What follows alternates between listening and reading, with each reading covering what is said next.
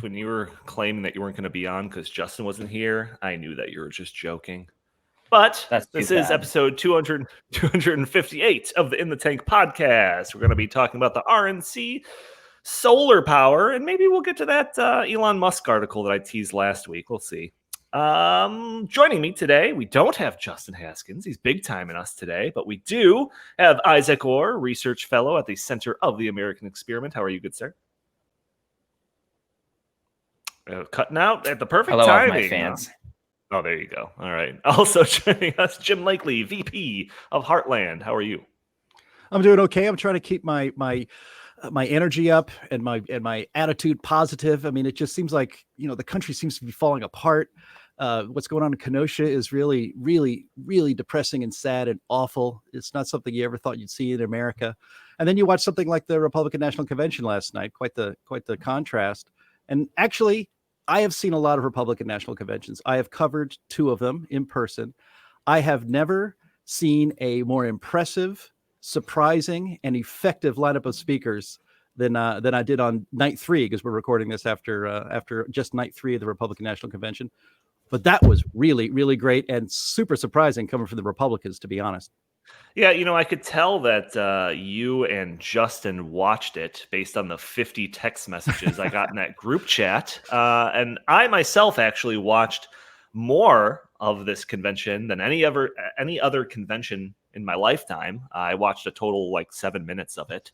So Jim, Isaac, did you watch any of it? I watched 0.000 seconds of the Republican National Convention. All right. So yeah, I was going to allow you, Jim, and Justin to kind of, take the lead on this one, but with no Justin, I guess it's just up to you, sir. So yeah, elaborate. I'll do the Justin role. Okay, great. Go ahead, Jim. Yeah, I mean, because Justin doesn't watch it either usually. So, and we did this with the DNC, and he had to watch it, and I didn't watch it.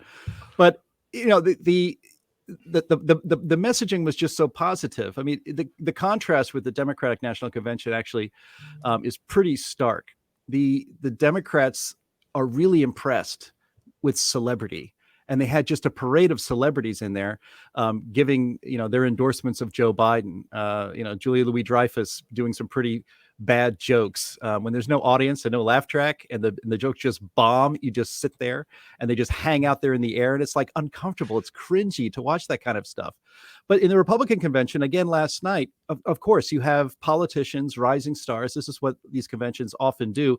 Famously, Barack Obama was a pretty unknown state senator from Illinois when he walked on the stage for the 2004 Democrat National Convention, and became overnight a national political superstar. And we all know how history worked out for him in that regard. So yeah, I mean, the Republicans, they do have some of these, younger up and coming politicians, members of Congress, House members, Elise Stanfic,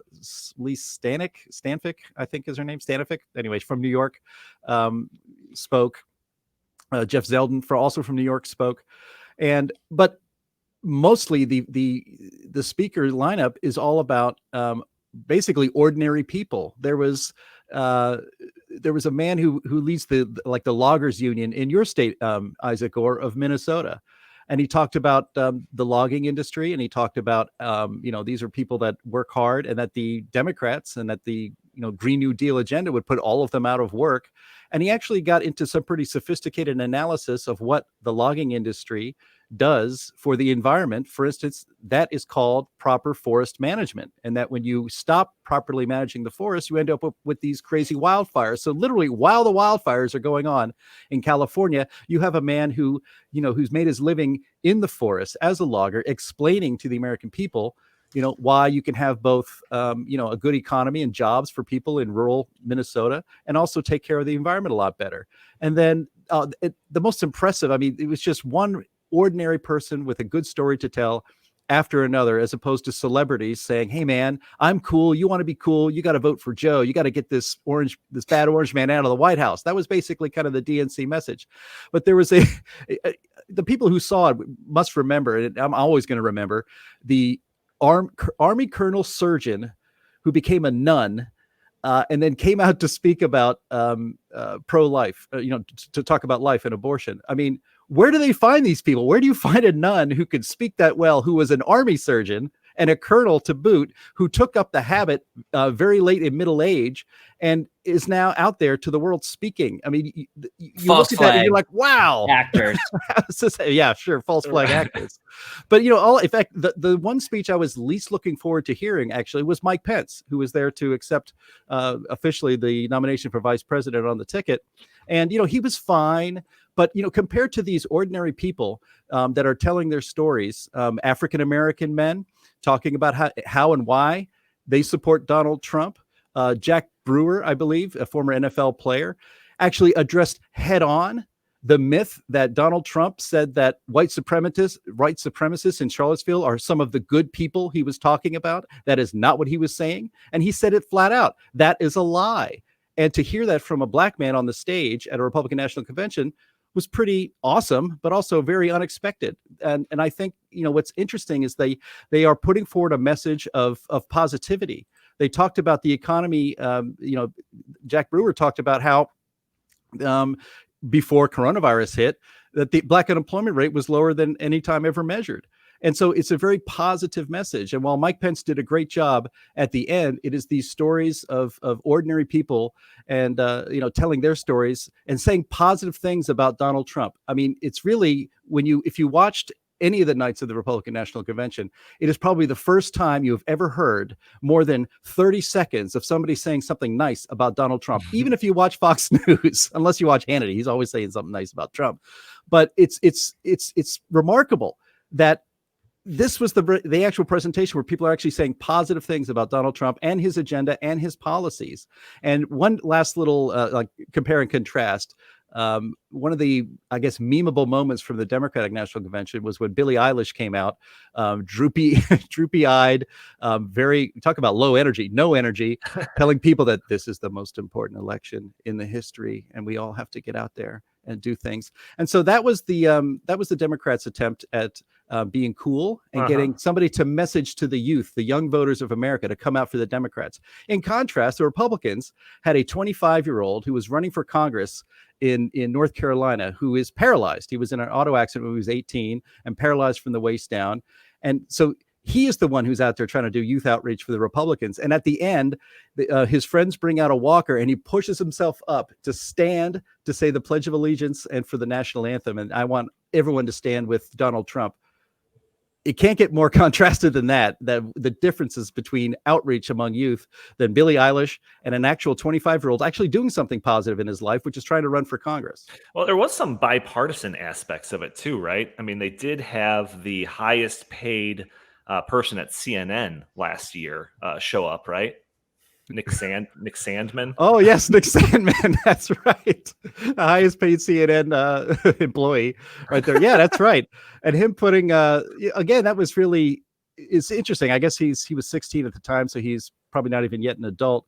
But a lot of times I'm watching the convention and I'm thinking, man, this is triggering a lot of people if they're even watching it. In fact, it's triggering the commentators on CNN and MSNBC who show very little of the actual speeches before they have to jump in and offer fact checks and corrections as they go along. But Nick Sandman putting on that MAGA hat at the end, I mean, I could hear the heads of leftists exploding as they watch that. But yeah, actually, speaking about the difference in coverage and the interruptions, how out of touch do you have to be Rachel Maddow when they started talking at the convention about the unrest and riots in the streets, and that the Democrats, these are Democrat-run cities, and they have not done anything for 3 months to stop the destruction of their cities and civil order. Rachel Maddow stops in the middle of that argument and goes to somebody to correct the record. Seattle Mayor Jenny Durkan, whose city is the poster child for a governor and a mayor letting their cities run out of control. She let the Chaz Chop thing exist on 8 square blocks in prime downtown real estate go on for, what was that, Donnie, a month? Oh, yeah. Before doing anything about it. And she only did something about it when the mob got close to her house. Yeah. I mean, how out of touch do you have to be to bring on Jenny Durkan to counter the idea that the Republicans are lying to you, that the cities are burning and it's the Democrats' fault? Unbelievable. Yeah, no, it's wild stuff. But so, Jim, you said that you've watched a whole lot of these conventions. I haven't. Historically, do these things ever move the needle? Does this encourage people? Has historically get people's blood pressure up? Does this get their enthusiasm going for the election? Give me some context here.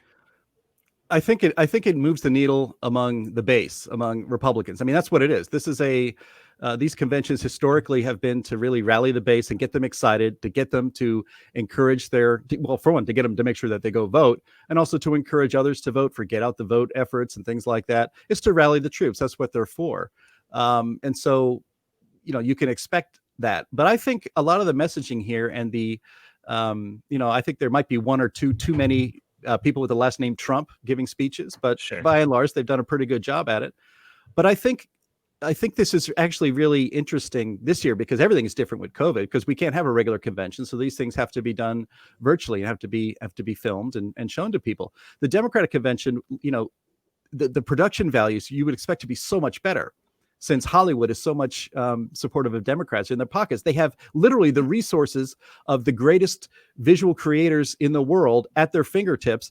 And their convention was boring. It seemed disjointed. And the production value on this for the Republicans is unbelievable. They have moving cameras. It's smooth and seamless. It just goes like so smoothly. And I think it's actually better TV. And I guess maybe we shouldn't be surprised. Donald Trump is a TV star. He has been for a long time. So he understands the power of television even better maybe than the Democrats do at this point. And so the production value is high. And I think maybe so while most conventions are really about the base and getting the base excited about the candidate, sometimes it's hard to get excited about the candidate, like in 1996 with Bob Dole. It's pretty hard to get excited about Bob Dole, but they tried to do that. But I think in this way, I think the Trump campaign is trying to actually reach a lot of independent voters and disaffected Democrats. In fact, a lot of the people on the stage to speak are former Democrats and talked about why they're going to vote for Trump. So the messaging is going right over the media and trying to impact independent thinking voters, independents, by registration. And it's not like the old days where, even just one or two conventions ago, if you didn't see it on TV live, you just never saw it again. Sure. I mean, there's now, as they understand, all of these clips are shared on social media. So it's not just about it's not just about the Republicans that are watching live on television. It's about all of these fantastic video clips, because a lot of these speeches are pretty short, that will be shared on social media among people to try to maybe even convince independent voters. I think, considering what's happening in this country with the riots in the streets, with so much civil unrest, with chaos, with pandemic, with all of this stuff, I think maybe we need to go with Trump, and they will be pushing that message out to independent voters and Democrats who really either don't like Joe Biden or certainly not excited about him. It's hard to get excited about Joe Biden. And so we'll see. I think it's frankly brilliant in the age of digital media. Yeah, so like the 7 minutes that I watched, I turned on. I turned on. Why didn't you watch more, Donnie? Like, was it as riveting as Jim makes it out to be? Is it worth watching? I'll check out some highlights here and there, but yeah, I turned on Hulu, and to my surprise, they had live coverage right now. It's all right. Yeah. Let's click this on, and I heard the last 7 minutes of Mike Pence speaking. And it was ABC's coverage, which included insights from Rahm Emanuel and Chris Christie. So you can imagine how great their takes were. What an odd couple. I know, right? They should have a. That's all. I've had Booger McFarlane from ESPN on there. On the Booger Mobile. Yeah. Yeah, but so I don't know. I'm curious because I've seen conflicting reports on the actual viewership, kind of comparing the DNC to the RNC. There was this Wall Street Journal article that I was looking at here that was suggesting that the RNC actually had fewer viewers. But then I'd seen other people saying that the total viewership was actually 4 times larger than the DNC. So Jim, do you have any explanation for these kind of conflicting things here? Fake news. I mean, my guess is that most of this stuff is being watched digitally and not on any type of TV coverage. So in those YouTube streams, maybe it was so much more on the right. I don't know. That's my guess. I mean, we'll have to see. I mean, the ratings take a few days to come in, and maybe we'll certainly have to report the truth on this when we see the numbers come in. But initially, the initial reports were that the viewership of the first night of the Republican National Convention were 6 times that of the Democratic convention. Right. And, we made fun of it actually in the last podcast that thousands of people, literally thousands of people, were watching Hillary Clinton in her address to the convention. A lot of people are watching this. What's kind of frustrating is if people are fans of Fox News, is that they tune into Fox News to watch the convention, and then every time somebody speaks, they suddenly go back to Tucker and let him bring someone on to analyze something or talk about something else. And it actually, last night, this would have been Wednesday night for the purpose of this podcast, I was really looking forward to hearing Dan Crenshaw speak. I mean, how do you not play live the speech of a guy standing in front of a tank wearing an eye patch? Nope. You go to Tucker to have him talk to somebody else about the convention instead. So that's kind of disappointing. But again, I think Fox is doing this because they know that most of their viewers will just watch the Crenshaw speech online if they want to watch it, and they will. And so I think the initial numbers said, the initial report said that the RNC was getting a lot more viewership than the DNC. We'll report back and see if those numbers are true. All right. And I guess there's really no way to measure the shareability and the sharing of different video clips from each convention. I don't know, but I think listening to a surgeon nun speak is a pretty interesting thing to share. I think Dan Crenshaw's speech would be something interesting to share. I'm not so sure, the parade of old celebrities on the DNC would go. In fact, actually, that's one of the things is like, the DNC the convention just seemed very old and tired. It was the same old people. They had both Clintons speak again. This is why are you doing that? And instead, almost everybody that's speaking on the Republican side, with the exception of Mike Pence and Donald Trump, are Republicans that are younger, that have not really had a chance to be on a national stage like this. And meanwhile, the Democrats keep, bringing out the same old people and celebrities to make their case. And I think just for entertainment value and for interest, the RNC's approach is so much better. I had seen, based on polling, that after the DNC, that there was not a jump in the poll numbers for Biden, which is apparently a pretty rare thing, generally speaking, that is seen in polls. So the person that said this, I forgot who I was listening to that was talking about this, was suggesting that this is evidence that Trump is going to run away with this election. And I'm increasingly thinking so. I was one of 3 people back in the 2016 election that at our work that predicted that Trump was going to win. So I'll put that little hat on. But victory lap, Donald. But I've been thinking that he's still going to win this time around, even though I think I'll probably be one of 3 people again.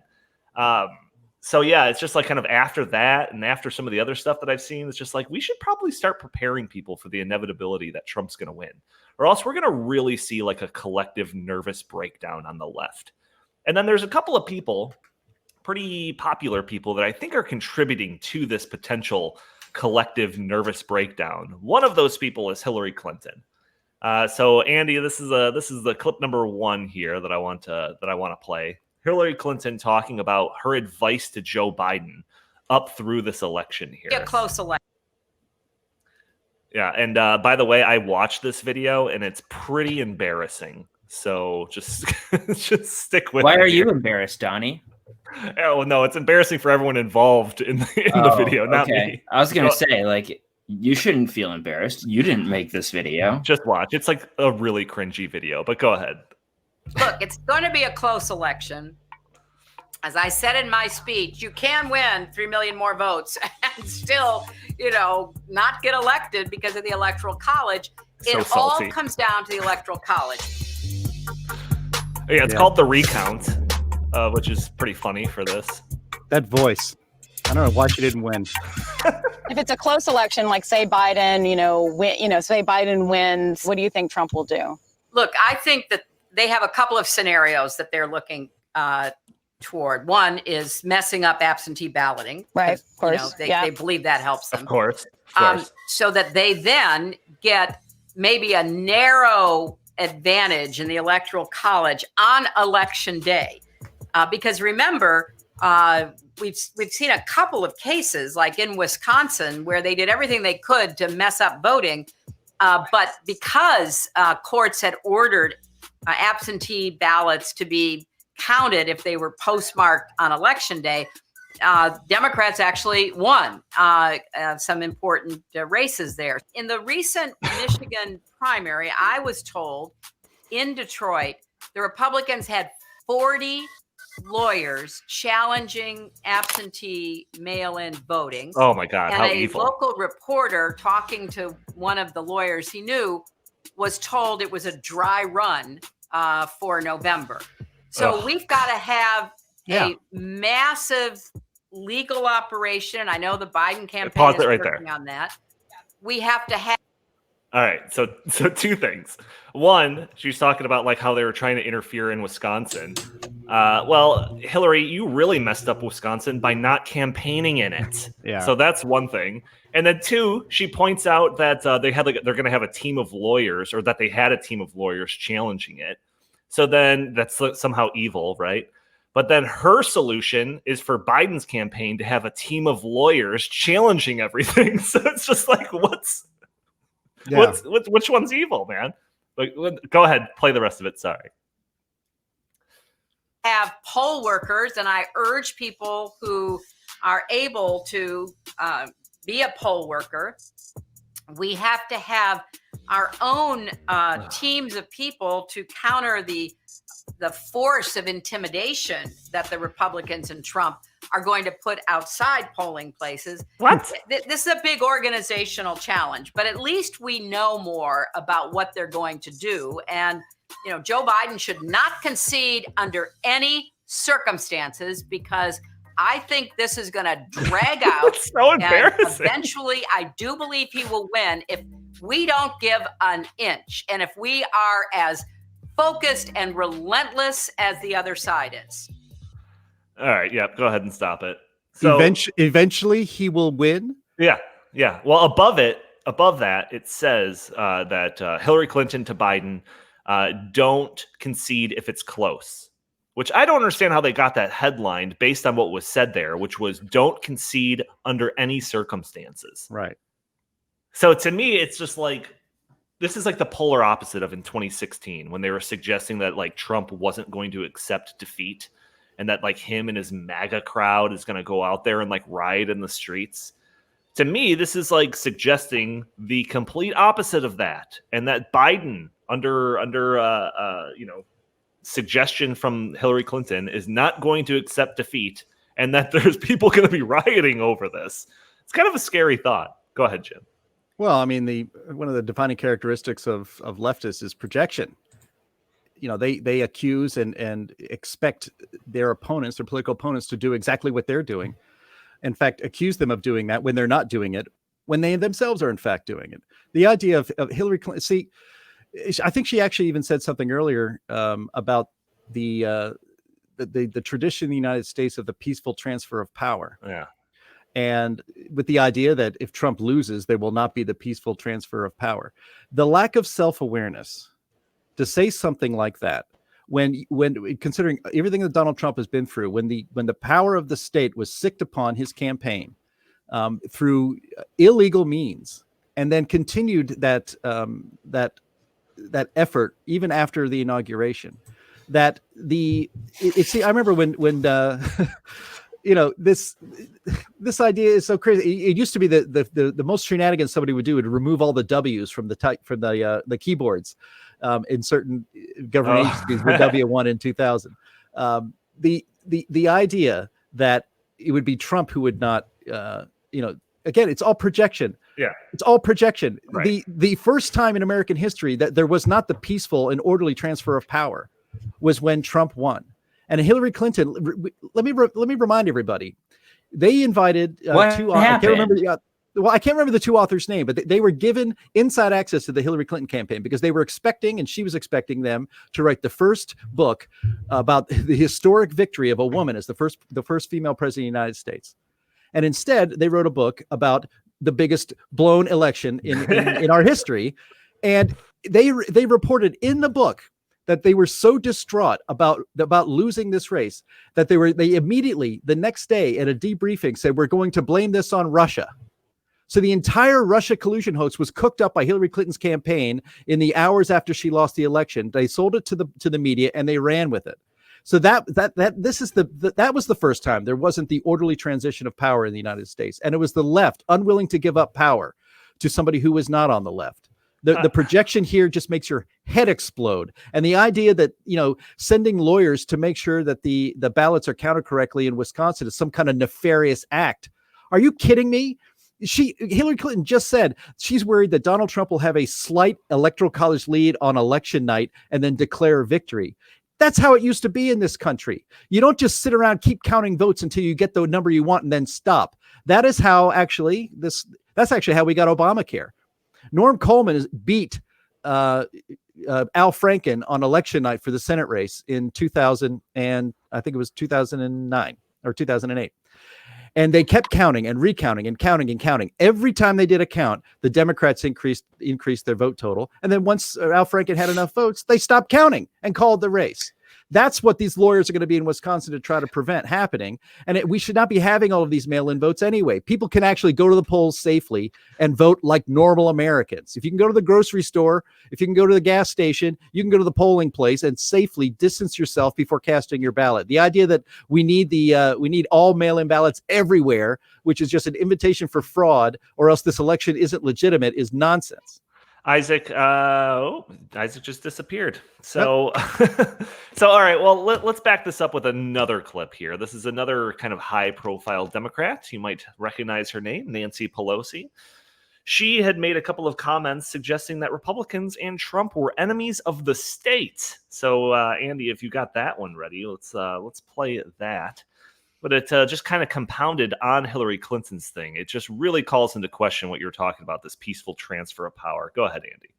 Trying to interfere in our election. But they're not the only ones. We take an oath to protect and defend the Constitution from all enemies, foreign and domestic. She looks like a disaster. Sadly, the domestic enemies to our voting system and our honoring our Constitution are right at 1600 Pennsylvania Avenue with their allies in the Congress of the United States. But again, let's just get out there and mobilize, organize, and not let the president deter anybody from voting. And again, support the postal system, which is election central. They're doing everything they can. Suppress the vote with your actions, scare people, intimidate by saying law enforcement will be there,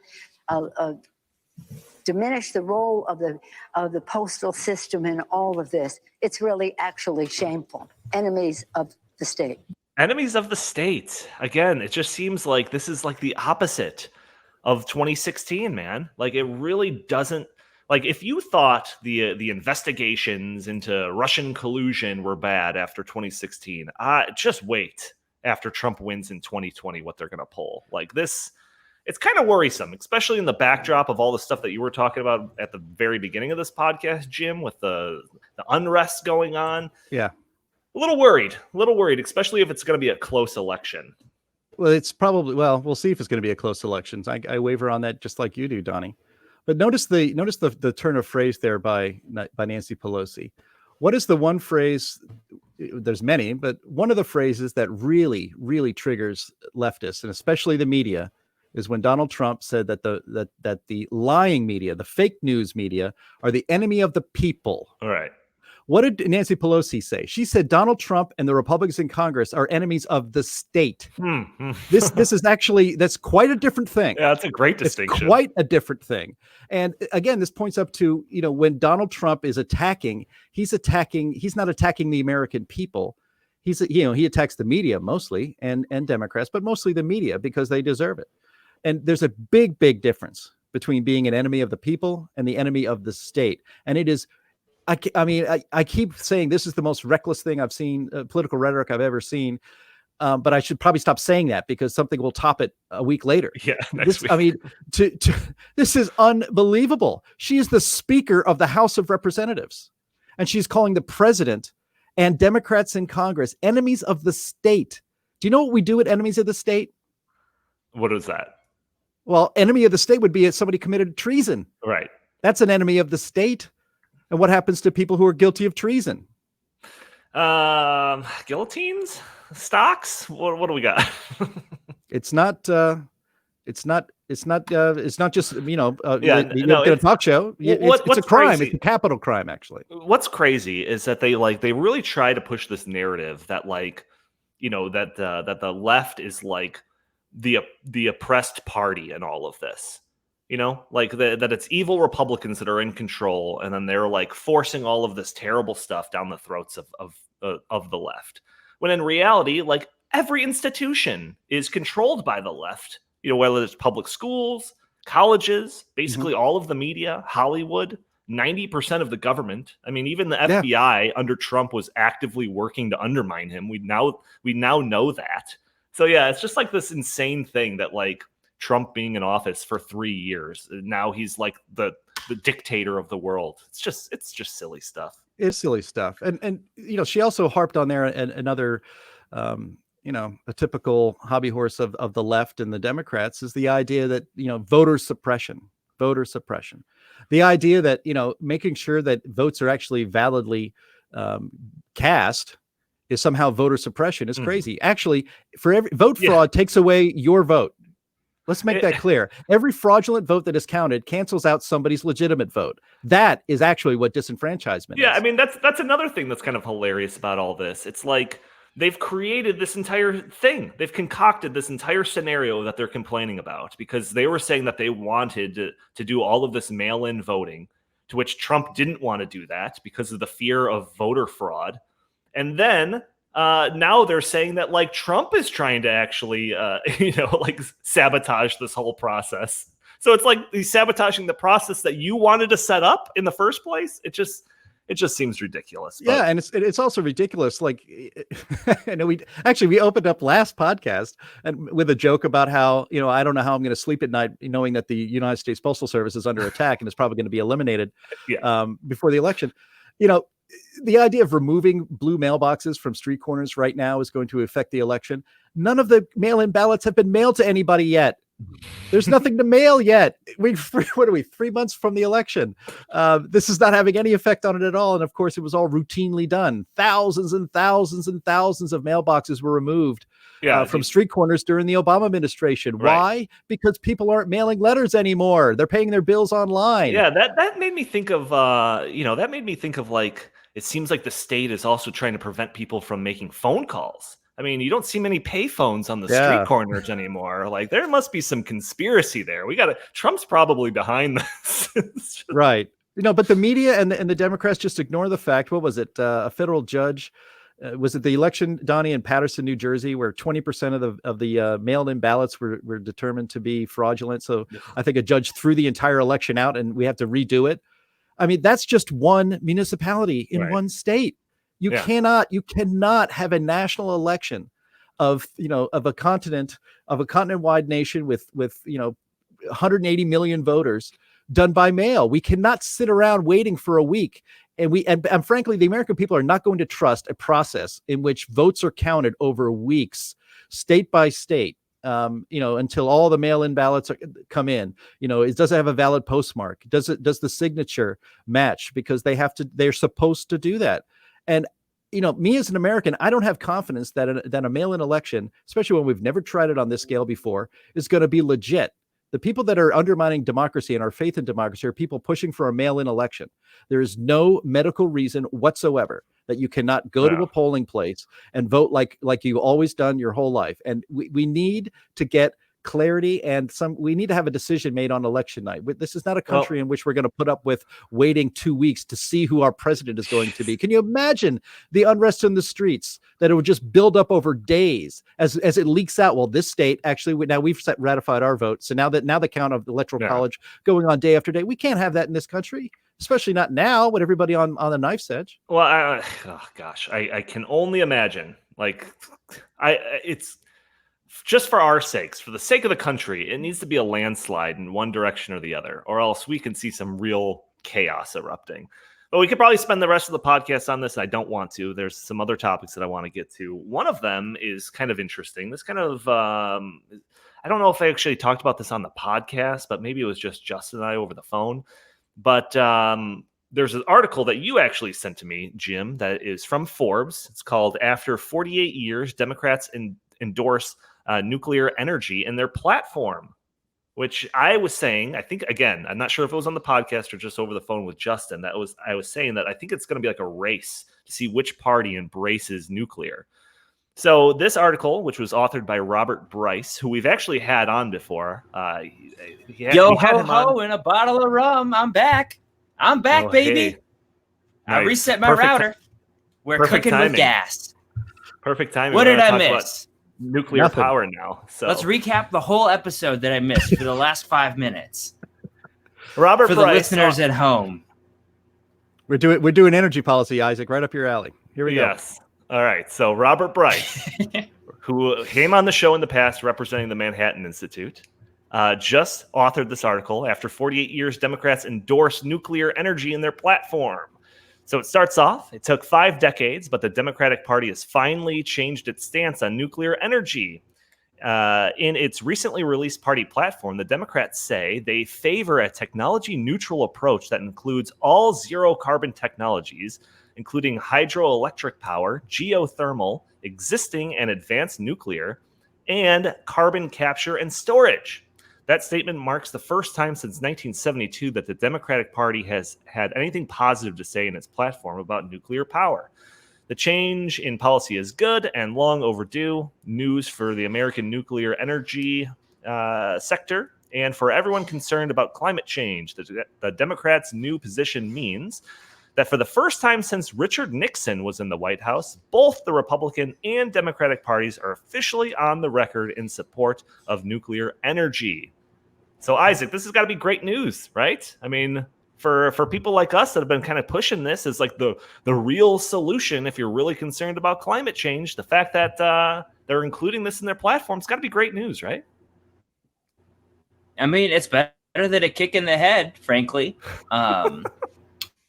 It's what do you want me to say? Like, sure, their platform finally says nuclear power isn't bad, but it isn't saying we need to rapidly expand funding for nuclear power. It's not saying that we need to save all the existing nuclear reactors. It's not saying that we need to build a lot more new ones. It's basically saying, is my internet still dead? No, you're fine. Keep going. Okay. It's basically removing that as a thing that conservatives can point to and say, look, you're energy illiterate. And like really what they're going to do is they're going to use this as we're not anti-nuclear. And then they're just going to spend way more money, trillions of dollars on wind and solar that don't work, that cause blackouts. And then they're going to wonder why the power's not on. But then they're going to blame climate change because it couldn't possibly be the fact that this is like their main issue, the thing they care the most about, the thing that they point to conservatives is like unscientific rubes. And like, then they can't imagine why there's no power because they can't do math. Right. Right. Like, and to that point, Bryce continues in his article. He says the less than good news is that the Democratic Party platform pledges to deploy outlandish quantities of new solar and wind capacity and do so in just 5 years. Further, the platform ignores the amount of land needed for the effort and how it would end up driving up the cost of electricity for low and middle income consumers. So I do want to get to solar in a bit.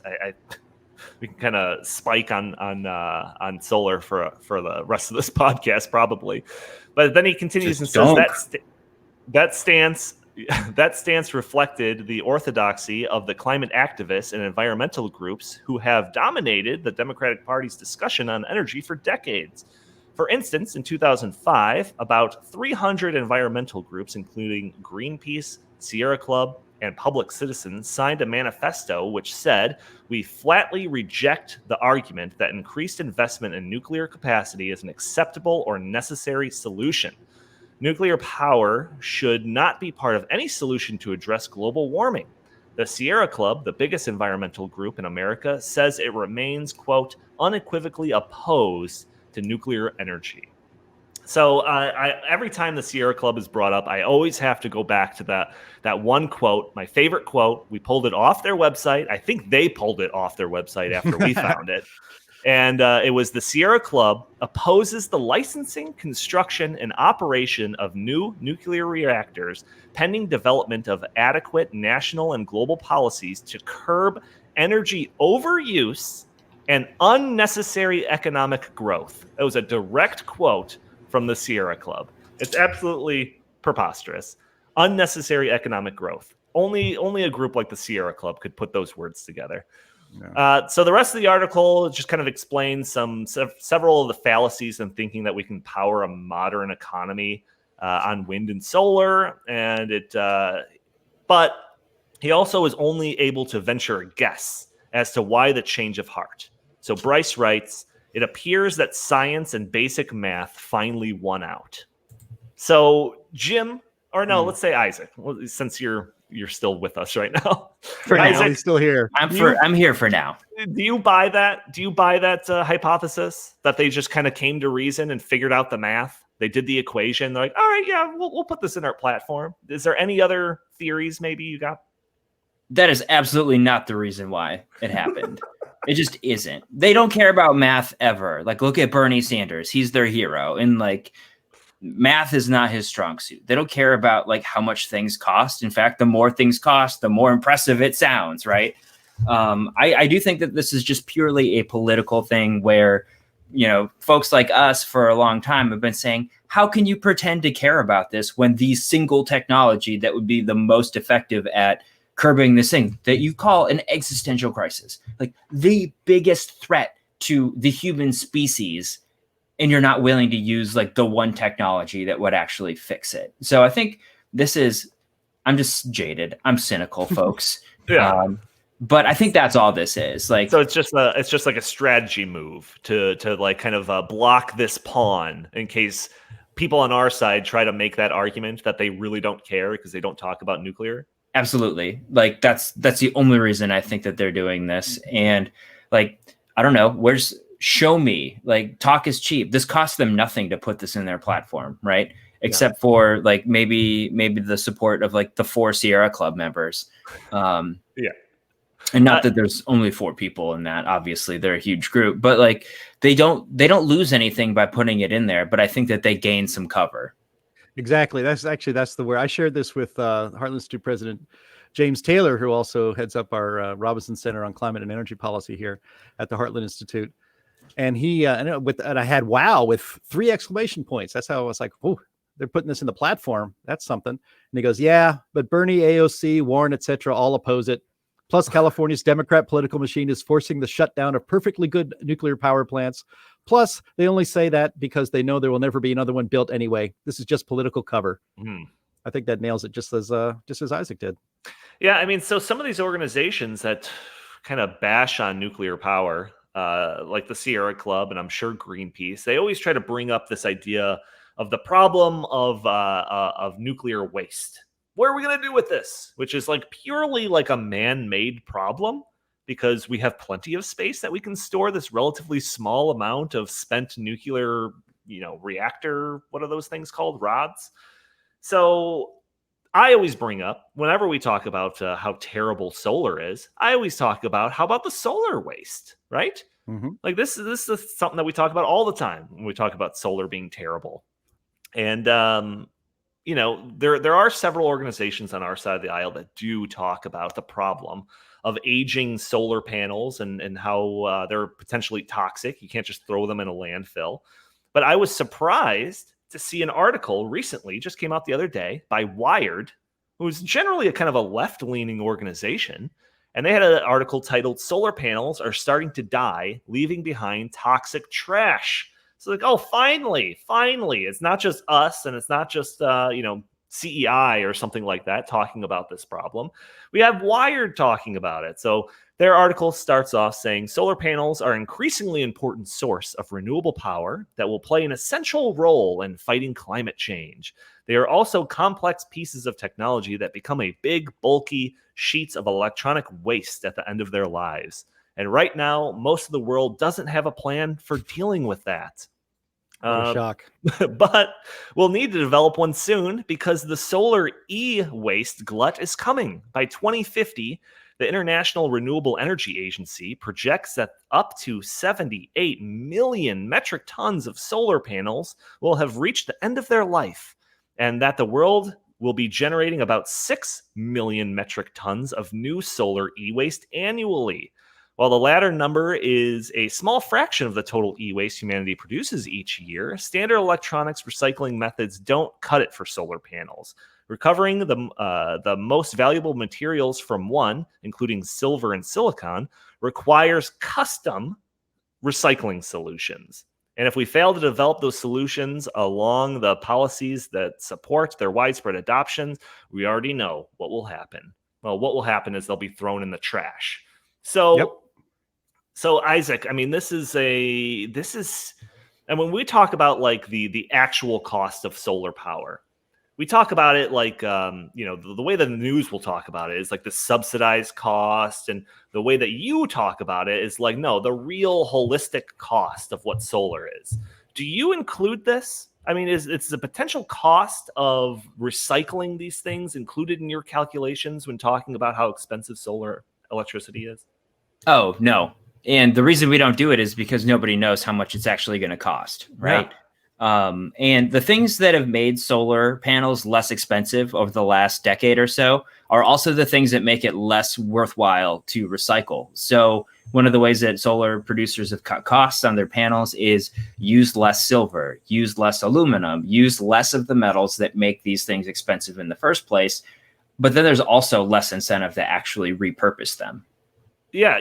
I've actually heard that with the increase of efficiency, like technologies that made it more efficient solar panels, it actually makes those harder to recycle because like certain elements are like infused in the elements that like the glass like panes. So like it's way harder to actually recycle it now that they're more efficient. It's pretty crazy. They're like backing themselves into a corner. But like, so color me shocked that the environmentalist left didn't think about the unintended consequences of their mandates. Yeah. And that they, in fact, this, you said that this story was in Wired. It actually was first published at Grist, right, which is a hard left publication. So for them to be sounding the alarm on this is pretty amazing. And where you stop reading, there's a quote, Donnie. It says, if we don't mandate recycling, many of the modules will go to landfill, which is, of course, what's going to happen. And of course, as these things break down in a landfill, they leak. They will leach out harmful things to the environment, like lead and other and cadmium, and cadmium and other things like that. Yeah, so it's these actually are not unanticipated. These are not problems that could not be anticipated. They people know this. You know this when you mandate solar. Anybody with a brain will start to figure out what are the actual effects of such a policy of mandating solar panels everywhere. But the kind of the gist of this is basically we have to mandate recycling of these solar panels. Mandates are great. Well, how much energy do you think it takes to recycle a solar panel? Probably a lot more than a solar panel actually gives you. So it would actually end up being a net loss in energy efficiency and green energy production when you have to spend all this fossil fuel energy to actually recycle the damn things. Yeah, well, I do want to get to these recycling mandates because that's kind of one of my center points with all of this. But back to the idea of like how expensive it is to recycle these. There's another quote further down in the article that says, we believe that the big blind spot in the U.S. for recycling is that the cost far exceeds the revenue. It's on the order of 10-to-1 ratio.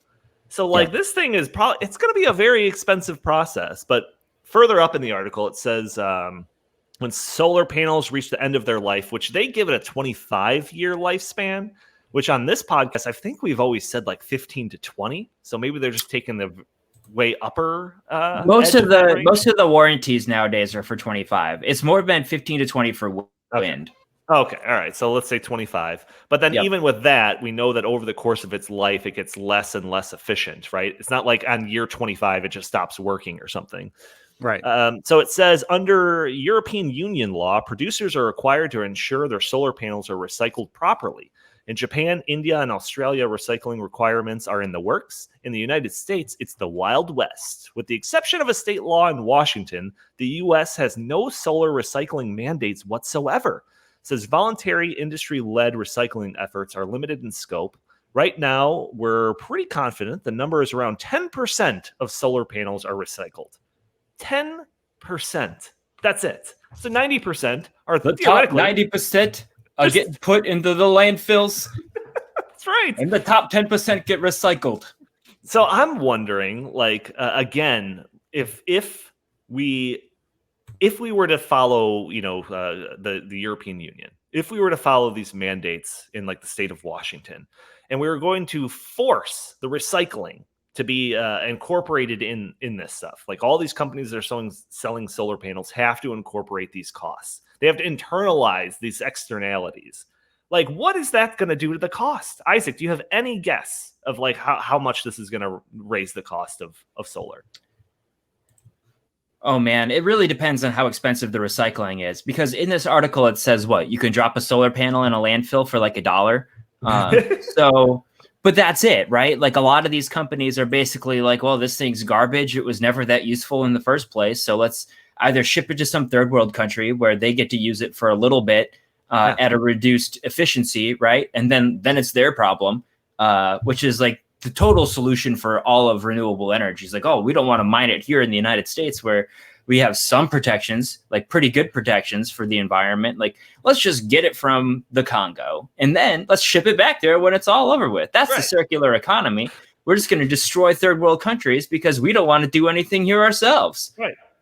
Yeah. Well, so Jim, I mean, for an organization that, suggests legislative policy, right? Like, is this something that like would be worth pursuing? That no, you need mandates? Like, let's get some laws mandating the use and recycling of solar panels? Yeah. So I think that there is like, okay, so if you're going to hold mining companies to this impossible standard that says like every single bit of what you use has to get internalized, then why wouldn't you hold them to the same standard? That's what I'm saying. Like, that's my question. Like nuclear power plants, the cost is internalized. They have to charge more for the power that they generate to keep that waste on site. They have all this like extra staffing cost that goes along with like the security at a nuclear power plant, which I don't disagree with. But, if you're going to say, oh, well, you need to make sure that all of your coal effluent is taken care of and put in a landfill, and we're going to charge you more for that, and we're going to make it harder for your business model.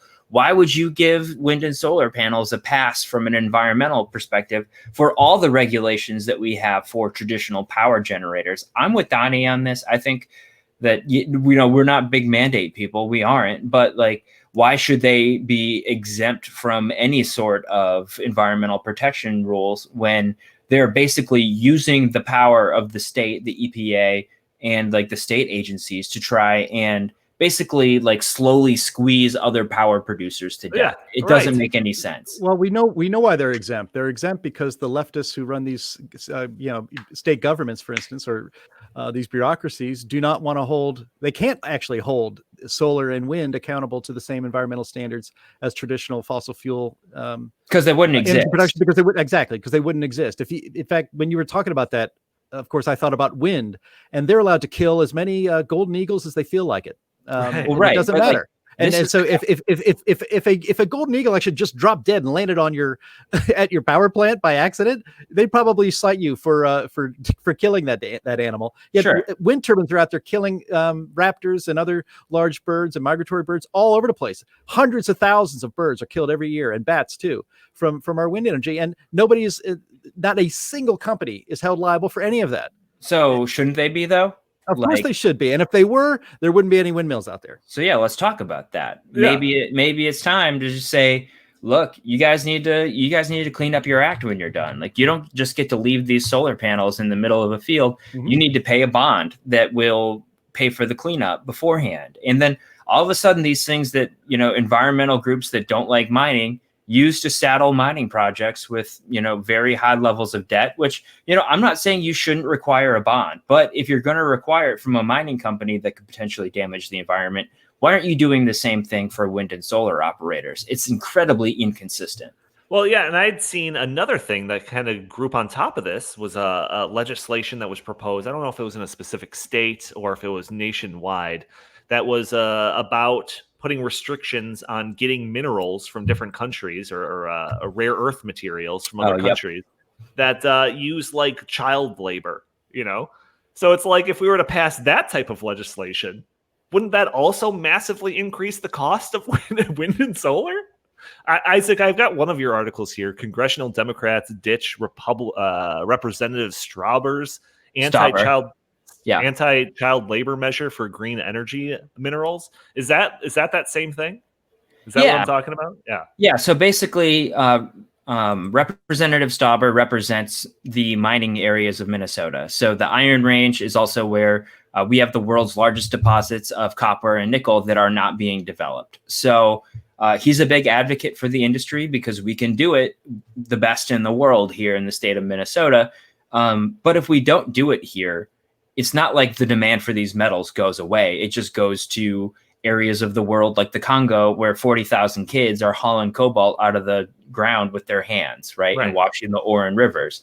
And then the cobalt gets shipped to China for processing. So all of the ethical dubiousness of using China as a area to just basically process all these minerals, given their human rights record, like suddenly that's not such a big problem for people that don't like mining. They're okay with that. Yeah. So his amendment would have said, look, you need to be able to trace these minerals back to where they come from. And that would increase the demand for ethically mined nickel, which is a huge component of batteries. It would increase the demand for ethically mined cobalt and copper as well. So, some people are saying, oh, well, you're just trying to throw up trade barriers. But, like all these people that are like, oh, I'm going to spend $8 on fair trade coffee want nothing to do with the conversation of, nope. What about fair trade cobalt? They're like, nope, I want to go kayaking up in that river. Like, yeah, I don't care that you can do this safely. I want this to be my playground. So what do you think, Jim? I mean, do we play by their playbook over here and start proposing mandates and regulations that actually show what the true cost of solar is? I'm all for full disclosure. I think things like this are good. I mean, you would introduce bills like this and maybe they would get passed. In fact, maybe in a second Trump term, something like that would get passed. And it really is a human rights issue as well. There's a lot of really cruel child labor going on. As Isaac mentioned, there's kids pulling the cobalt out of the ground with their hands. Yeah. This is something that the United States abandoned more than a century ago, the idea of using child labor. But, to bring this back actually to the Republican National Convention, which we talked about at the top here, at the look at how's that for a segue? Oh, man. Mike Pence talked about how if Joe Biden is elected president, the Democrats are in control of Congress, say goodbye to fracking. They'll ban fracking across the country. But if you actually really care about energy and you care about the disposal of solar panels done in a responsible way, actually what you need are fewer solar panels, but you would actually support fracking because natural gas burns a lot more efficiently and cleaner, maybe not efficiently than coal, but it burns a lot cleaner than coal. In fact, a lot of plants are converting to natural gas because it's cheaper because of the fracking revolution in this country. And the environmental damage, Isaac, done by fracking is so small, especially compared to what needs to be done for all of these green energy projects from solar and wind. And so if you really care about the environment, you would actually support fracking in the United States and keeping the energy produced from the ground to the electrical outlet in your wall right here in the United States, and not be exporting all of the problems associated with green energy, so-called green energy, to the rest of the world. Yeah, it just seems to me that solar is directly being subsidized by the government, but then it's also being subsidized in the way that they don't have to worry about the cleanup of the e-waste that's left in their wake. And they're kind of subsidized by child labor, which is kind of a really scary thought to have. So I just want to see something that takes all of these facets into consideration and really shows what the true cost of solar energy is. Well, I guess how do you quantify? I don't know. The child labor discount, right? I mean, I was being a little flippant, but not really. I get it. I get it. So. Yeah, what's the ethical problem with that? Are you going to have, hundreds of thousands of hardworking Americans working in the oil and gas industry to produce the fuel that we use anyway when the wind isn't blowing or the sun isn't shining? Which is the really funny thing. California's closed something like, I think it's 11,000 megawatts of natural gas power in the last, 10 years. And that's a big reason why they had blackouts. So you can build as many wind turbines and solar panels as you want. You still need natural gas. So this is all additional environmental destruction that they're advocating for. And I think that that's just one of the things that we bring to the table as a podcast and as a group is this perspective. Yeah. 78 million metric tons of solar panels will have reached the end of their life by 2050. And that's obviously not including what it would be, the potential would be if we followed some Green New Deal-esque type of agenda. So yeah, it's just kind of crazy. But I wonder if we could look into like the numbers or what the recycling costs are in the European Union, where they supposedly have legislation like this in place. So there's something to think about. But we are out of time. One last factoid: you said that they're going to have 6 million tons of solar waste every single year. We've been using nuclear power to generate electricity in the United States since the 70s. With all of that, it accounts for 20% of our electricity generation. Wind and solar are like a fraction of that. We have 90,000 metric tons for like 5 decades of power. Not millions. So, right. It's not even a million. And we can repurpose this spent fuel, except for there's a law that Jimmy Carter put in place that said we can't recycle our spent nuclear fuel. So we could actually use a lot of this. Yeah, I just dropped a knowledge bomb on you there. No, that's great. That's great. We've been circling around doing an episode purely on nuclear energy. Nuclear? It's about time. We should do it. We should plan for the next week or maybe the week after that we should just dedicate a full episode to it. Maybe we can get Michael Schellenberger back on. I don't know. We'll see. I'm not sure if he's still doing his book tour or anything like that. But that'll do it, though, gentlemen. That'll do, you Pig. all. Everyone, thank you all for tuning in to this episode of the In the Tank podcast. If you like our show, please subscribe, write a review for us on iTunes. It would be greatly appreciated. If you like our show, or you can find us on Stitcher, SoundCloud, Google Play, YouTube, pretty much everything nowadays. You can follow us on Twitter at In the Tank Pod. You can also send us your comments, suggestions, questions by emailing us at inthetankpodcast@gmail.com. Jim, where can the fine people find you? At Jay Lakely on Twitter, at Heartland Inst on Twitter, and always at heartland.org. Isaac Orr, same question. You can find me at Center of the American Experiments website, which is americanexperiment.org, and on Twitter at The Fracking Guy. Okay, that was painful. Thank you all for tuning in, and we will talk to you next week.